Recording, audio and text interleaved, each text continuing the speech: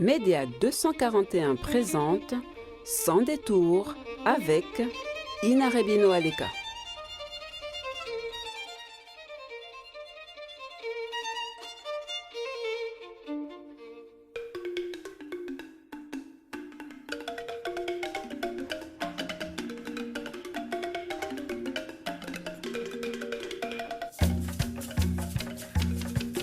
Le mariage traditionnel en Afrique. Ce mot, à lui seul, représente tout un ensemble de symboles et de particularités. Mais nous allons nous intéresser au cas spécifique du Gabon.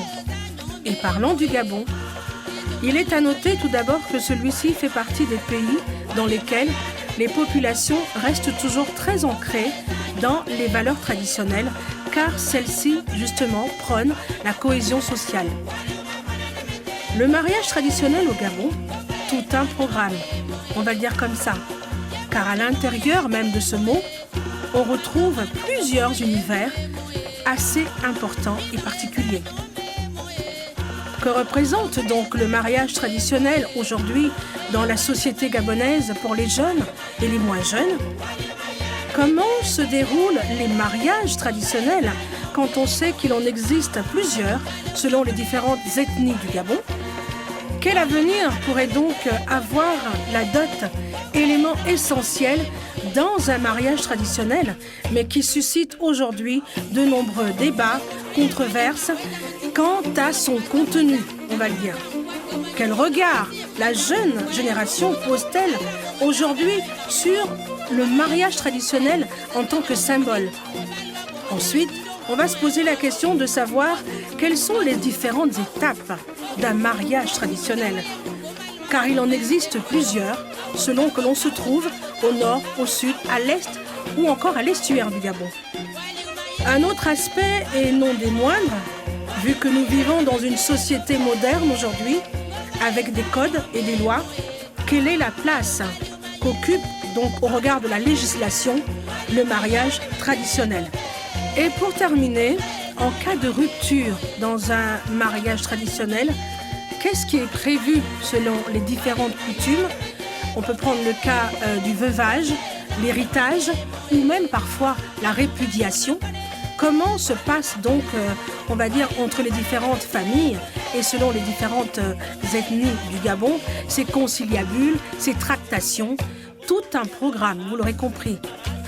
Parler du mariage traditionnel au Gabon, on va dire qu'il faut avoir de solides bases quand même, de bonnes connaissances et puis surtout ne pas occulter l'aspect culturel de chaque peuple du Gabon pour faire ressortir le maximum de détails qui nous permettront de mieux cerner cet élément essentiel de la culture et de la tradition africaine.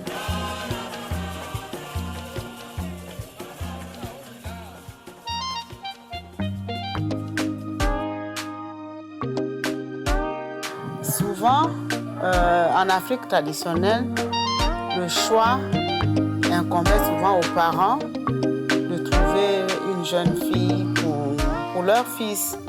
Donc mon père prend l'engagement solennel devant mes beaux-parents pour dire qu'il épouse ma femme. Le mariage, c'est une union entre deux familles. Quand on parle du mariage coutumier, ça veut dire que c'est le mariage où le clan va pour épouser une fille d'un autre clan. Donc il y a une dot. Le mariage civil, c'est juste pour aller légaliser le mariage coutumier. Donc il y a une dot. Et cette dot-là n'est pas seulement... c'est pas seulement le prétendant qui la cherche, c'est tout le clan qui cherche cette dot-là pour aller épouser la fille d'autrui. Ça dépend des ethnies, des pays, des cultures, des rites. Chez moi, par exemple, la dot est très symbolique. Ce n'est pas grand-chose, mais il le faut quand même si c'est une pièce de monnaie. En principe, la dot, c'était, d'après ce qu'on me dit à l'époque, c'était symbolique. C'était juste un geste symbolique qu'on faisait. Mais maintenant, ce qui se fait actuellement ressemble plutôt à de l'escroquerie. C'est bien, moi je suis pour que le mariage coutumier soit perpétué, mais qu'on revoie quand même certaines choses. s'il doit rester tel qu'il est, aussi coûteux qu'il est aujourd'hui, mieux on le légalise. Les gens exagèrent. Quand ils demandent trop d'argent, j'ai l'impression qu'on est en train de vendre la fille. Finalement, à la fin, le pauvre couple va se retrouver dans des problèmes en train de galérer. La dot, ce n'est vraiment pas... c'est pas qu'on vend la femme, c'est symbolique. C'est quelques noix de cola. Chez nous, on donnait, je crois, ils donnent quelques pagnes. Qu'est-ce qu'ils donnent encore? Souvent, j'ai vu les pagnes, j'ai vu les foulards. Et souvent, on amène aussi un truc symbolique, il y a l'enclume. Donc, ça ne sert à rien de demander beaucoup de choses. Il faut plutôt encourager les gens. Cette dot-là varie selon l'amour que le mari a vis-à-vis de sa femme. Enfin, bazona moine en soi. La première étape, d'abord, c'est celle des barrières.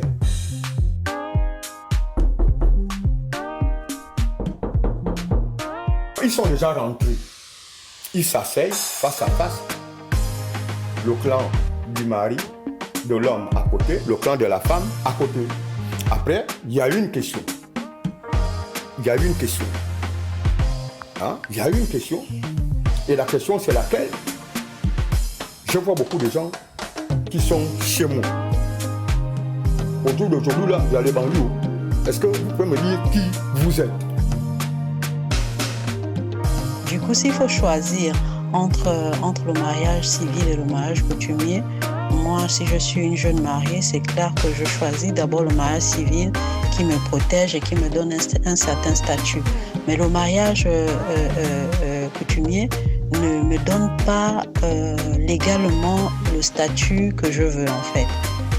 C'est différent du mariage, votre mariage de l'hôtel de ville civil, c'est différent de ça. Le mariage, c'est pas l'amusement. Quand on y va, c'est pour toujours. Et puisque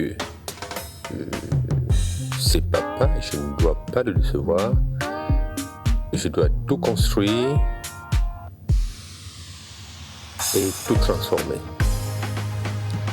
même lorsque ça marche pas. Chez nous, il y a un proverbe qu'on dit en Zébi, et que quand tu vas en mariage, il faut aller avec un panier troué, un panier percé. Ça veut dire quoi? Que quand tu vas là-bas, quels que soient les problèmes que tu vas rencontrer, tu vas toujours mettre dans le panier là et les problèmes là vont sortir. Tu vas partir en mariage, c'est pour rester, pour supporter. Mais il va falloir aussi et surtout que je puisse me rappeler, lorsque ça ne va pas, que j'avais accepté devant papa.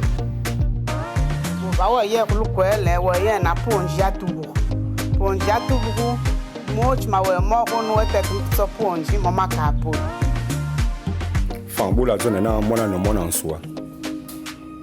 Bomba zova na mona en soi. Da yilva na ba yena vo. Mininga ayena kalu. Alu on soi. Da yina ani mininga ovo eyang. Donc on soi. On est très souvent abîmé.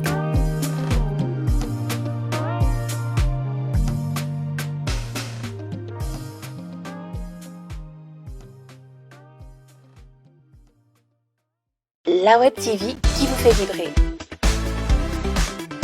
Toutes les émotions avec Média 241, fièrement gabonais.